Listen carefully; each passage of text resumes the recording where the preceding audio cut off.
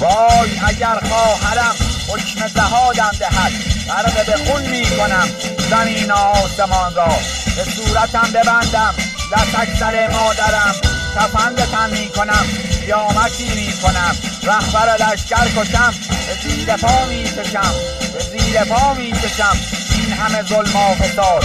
از خاک بیرون کنم جنایت و اسارت، از خاک بازانم من، شیرین یاربازم من. از این دلوف نترسم، کام قمار هستم، چیزی برای باختن دیگر به تو ندارم.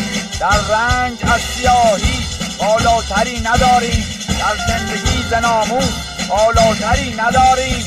چون ناموس ببازم در بر تنم ندارم، دیگر خدای عالم در بندگی ندانم.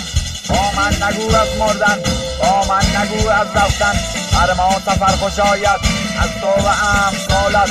در شهر سوزانم هرچند در این آتش خود هم گرفتار آیم. در سینه‌ام قیام است، قیامت و پایان است، پایان این فریب است، پایان این دروغ است.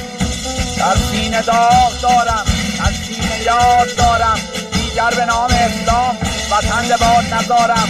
آتش فشان سینه از غم فوران کرده، در این جهالت تو آتش به آسمان کرده.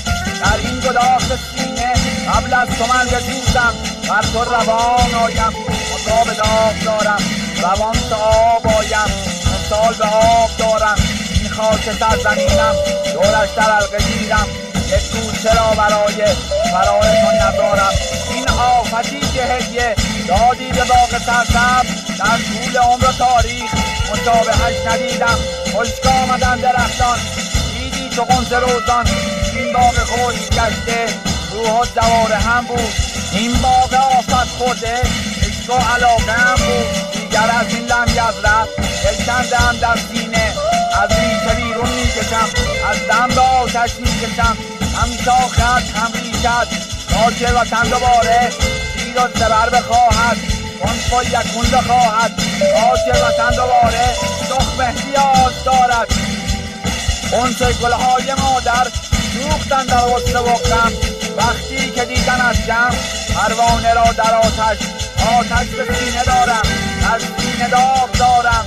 گفت مادری با گریه بار دیگری سینم نزدیک داغ کردن، گلهای مادران را پرپر به داغ کردن. آتش به سینه دارم، پروانه و از جمع هر شعله ها بسوزم. مادر به رفتن تو مرداب غصه‌ام من. ای گل نیلوفرم باور دریای من، ای گل نیلوفرم باور دریای من. مادر به رفتن تو مرداب غصه‌ام من.